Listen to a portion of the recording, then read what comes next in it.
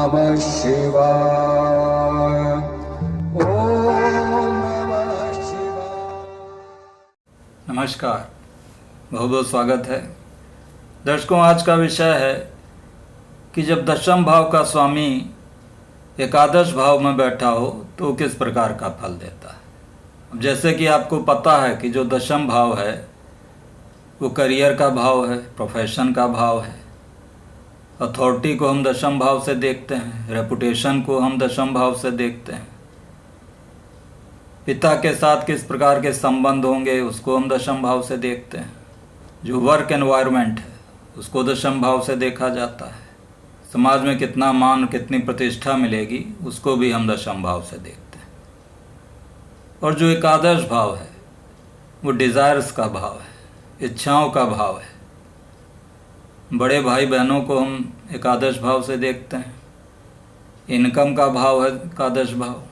Friends को हम एकादश भाव से देखते हैं।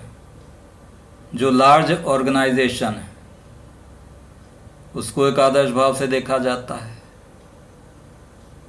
हायर गोल्स को हम एकादश भाव से देखते हैं।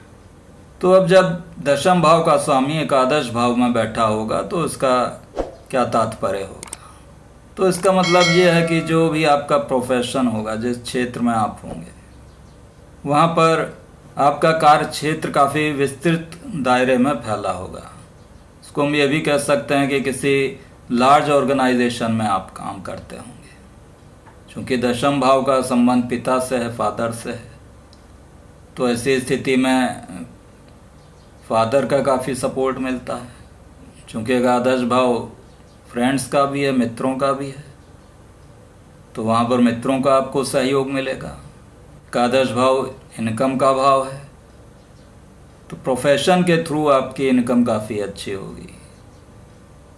दशम भाव का स्वामी एकादश भाव में जाने से इनकम के काफ़ी अच्छे स्रोत बनते हैं। क्योंकि दशम भाव और एकादश भाव दोनों उपचय भाव हैं। जैसे जैसे समय बीतेगा वैसे वैसे व्यक्ति की उन्नति होती है, उसकी प्रोग्रेस होती है।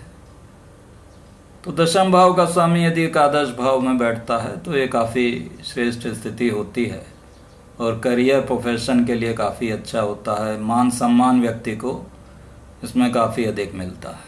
अब कौन सा ग्रह दशम भाव का स्वामी बन रहा है उसके आधार पर फलों में परिवर्तन हो जाता है। अब यदि सूर्य दशम भाव का स्वामी है और एकादश भाव में बैठा हो तो सूर्य अथॉरिटी को दिखाता है, पिता को भी सूर्य दर्शाता है।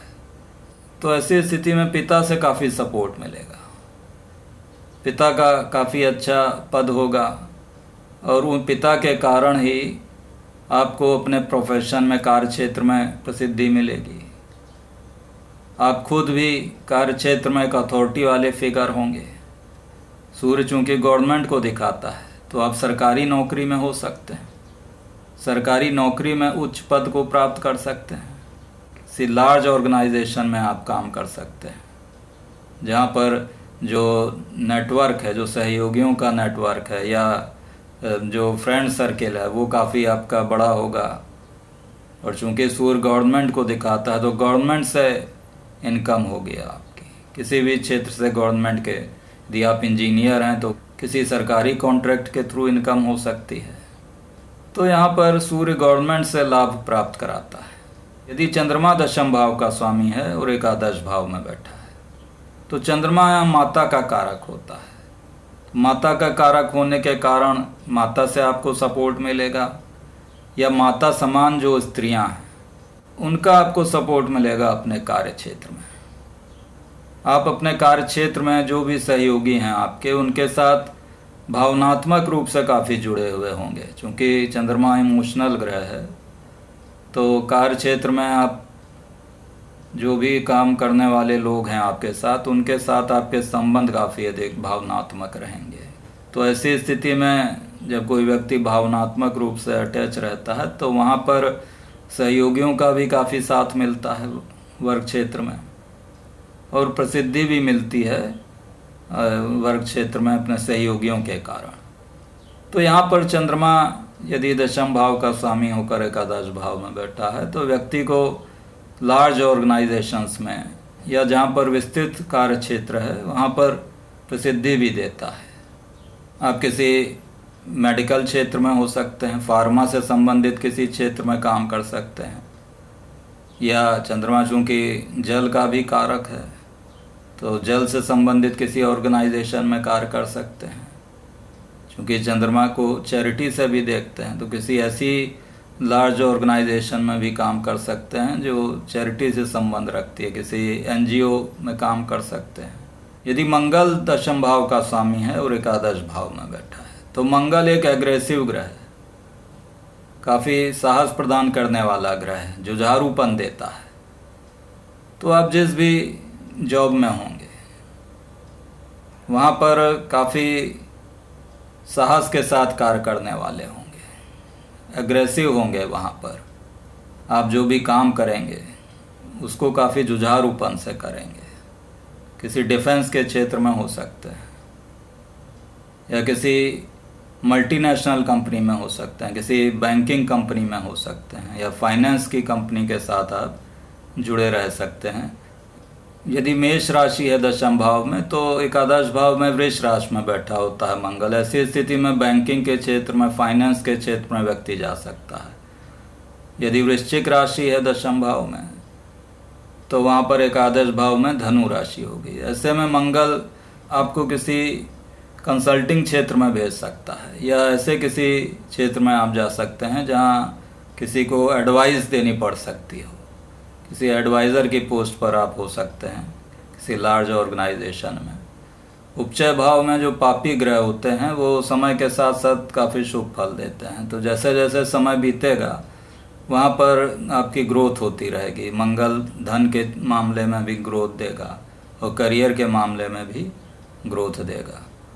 तो मंगल की स्थिति एकादश भाव में शुभ मानी जाती है। मंगल चूँकि भाइयों का कारक है तो जो भी आपके भाई हैं या मेल फ्रेंड्स हैं उनसे आपको काफ़ी सपोर्ट मिलेगा अपने कार्य क्षेत्र में। बुध यदि दशम भाव का स्वामी है और एकादश भाव में बैठा है तो बुध चूँकि कम्युनिकेशन का कारक ग्रह है तो आप किसी ऐसे क्षेत्र में होंगे जहाँ कम्युनिकेशन काफ़ी अधिक होगा। किसी मल्टीनेशनल कंपनी में जहाँ पर काफ़ी सेमिनार्स होते हैं, प्रेजेंटेशंस होते हैं, तो वहाँ पर आप कार्य कर सकते हैं। या किसी मार्केटिंग के क्षेत्र में आप काम कर सकते हैं। बिजनेसमैन बड़े हो सकते हैं क्योंकि बिजनेस में भी काफ़ी कम्युनिकेशन की ज़रूरत होती है।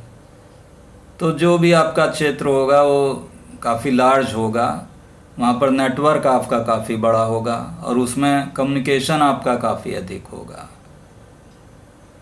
कम्युनिकेशन के थ्रू ही आप वहाँ पर सक्सेसफुल होंगे और प्रसिद्धि को प्राप्त करेंगे। किसी बैंकिंग या फाइनेंस के क्षेत्र में भी आप कार्य कर सकते हैं। तो बुध की स्थिति एकादश भाव में शुभ होती है। बृहस्पति यदि दशम भाव का स्वामी है और एकादश भाव में बैठा है तो यदि दशम भाव में धनु राशि है तो वहाँ पर एकादश भाव में बृहस्पति मकर राशि में बैठा होगा। मकर राशि बृहस्पति की नीच राशि है तो यहाँ पर बृहस्पति ज़्यादा शुभ फल नहीं प्रदान करेगा क्योंकि नीच राशि में बैठा होगा। तो यदि उसका नीच भंग बन रहा हो किसी प्रकार तब तो वहाँ बृहस्पति धीरे धीरे आगे चलकर समय के साथ शुभ फल प्रदान करेगा। लेकिन यदि उसका नीच भंग नहीं बन रहा हो तो ऐसी स्थिति में यदि दशा या अंतर्दशा आएगी तो वहाँ अशुभ परिणाम दे सकता है। इनकम के क्षेत्र में अशुभता दे सकता है या जहाँ आपका कार्य क्षेत्र है वहाँ किसी प्रकार की परेशानी दे सकता है। तो बृहस्पति चूँकि ज्ञान का कारक ग्रह है तो आप किसी ऐसी ऑर्गेनाइजेशन में होंगे जहाँ अपने ज्ञान के बल पर आप कार्य करेंगे। यहाँ पर आपको अपने जो गुरु हैं उनका काफ़ी सहयोग मिलेगा क्योंकि बृहस्पति गुरु का कारक है। तो अपने प्रोफेसरों का, अध्यापकों का आपको सहयोग मिलेगा। आप किसी बड़े इंस्टीट्यूशन में कार्य कर सकते हैं, वहाँ प्रोफेसर के पोस्ट पर आप पहुँच सकते हैं या किसी ऐसी संस्था में कार्य कर सकते हैं जहाँ कंसल्टेशन देना हो। किसी बड़ी कंसल्टेंसी फर्म में काम कर सकते हैं, एडवाइज़र के पोस्ट पर आप कार्य कर सकते हैं, फाइनेंस की कंपनी में भी आप कार्य कर सकते हैं। यदि मीन राशि हो दशम भाव में, तो वहाँ पर बृहस्पति की स्थिति एकादश भाव में शुभ होगी, क्योंकि वहाँ पर वो अपनी मित्र राशि मेष में बैठा होगा। तो अधिक मात्रा में धन दे सकता है या विभिन्न क्षेत्रों से आपकी आय करा सकता है। यदि शुक्र दशम भाव का स्वामी है और एकादश भाव में बैठा है, तो शुक्र की स्थिति एकादश भाव में काफ़ी श्रेष्ठ होती है। शुक्र चूँकि धन का कारक ग्रह ही है, ऐश्वर्य का कारक है, तो यहाँ पर यदि एकादश भाव में बैठ जाए तो विभिन्न क्षेत्रों से लाभ देगा और हर प्रकार के लाभ देगा। क्योंकि ऐश्वर्य का कारक है तो ऐश्वर्य की वस्तुएं जो हैं वो आपको प्राप्त होंगी। शुक्र चूँकि स्त्री का कारक है तो कार्य क्षेत्र में स्त्रियों का काफ़ी सहयोग मिलेगा। ऐसी ऑर्गेनाइजेशन में आप कार्य कर सकते हैं जहाँ पर स्त्रियों की संख्या अधिक हो या आपके साथ स्त्रियां काम करती हों। शुक्र चूँकि क्रिएटिविटी को भी दिखाता है, तो जिस भी कार्य क्षेत्र में होंगे वहाँ एनवायरनमेंट जो होगा वो काफ़ी क्रिएटिव होगा। किसी बड़ी ऑर्गेनाइजेशन में आप कार्य कर सकते हैं या मल्टीनेशनल कंपनी में कार्य कर सकते हैं जहाँ क्रिएटिविटी हो। अब क्रिएटिविटी किसी भी क्षेत्र में हो सकती है। यदि सर्जन है तो वहाँ भी क्रिएटिविटी होती है। चूँकि कला को दिखाता है तो आप किसी फिल्म इंडस्ट्री वगैरह से भी जुड़े हो सकते हैं, टीवी या मॉडलिंग आदि के क्षेत्र में भी कार्य कर सकते हैं। यदि शनि दशम भाव का स्वामी हो और एकादश भाव में बैठा हो, तो शनि चूँकि एक अनुशासन प्रिय ग्रह है, गंभीर प्रकृति का ग्रह है, तो शनि यदि दशमेश होकर एकादश भाव में बैठता है तो आप किसी ऐसी ऑर्गेनाइजेशन में होंगे जहाँ पर जो वातावरण होगा वो काफ़ी अनुशासन वाला होगा और आप खुद भी काफ़ी अनुशासन प्रिय होंगे। तो शनि चूँकि डिले का कारक है, उस संघर्ष को भी दिखाता है, तो आप अपने करियर के प्रारंभिक जीवन में काफ़ी संघर्षशील होंगे। तो यहाँ पर शनि काफ़ी संघर्ष के बाद और काफ़ी मेहनत के बाद धन की प्राप्ति कराता है, लेकिन ये आवश्यक नहीं है कि सभी के साथ ऐसा हो। यदि शनि कुंडली में शुभ ग्रहों के द्वारा दृष्ट है, शुक्र के द्वारा या बृहस्पति के द्वारा दृष्ट है, तो वहाँ पर शनि काफ़ी जल्दी भी आपको अच्छा पद और प्रतिष्ठा दे सकता है और काफ़ी धन भी प्रदान कर सकता है। लेकिन यदि शनि पर अशुभ ग्रह की दृष्टि हो जाए या शनि किसी अशुभ ग्रह के साथ बैठा हो, तो ऐसी स्थिति में शुरू में शनि काफ़ी अधिक संघर्ष यहाँ पर कराता है। उसके उपरांत ही धन की स्थिति अच्छी होती है और करियर में भी संघर्ष कराता है शुरू में। ऐसे व्यक्ति अधिकतर सरकारी नौकरियों में देखे गए हैं और सरकारी नौकरी में उच्च पद को प्राप्त करते हैं। किसी एडमिनिस्ट्रेटिव पद पर हो सकते हैं किसी सरकारी नौकरी में, या किसी मल्टीनेशनल कंपनी में उच्च पद को प्राप्त कर सकते हैं।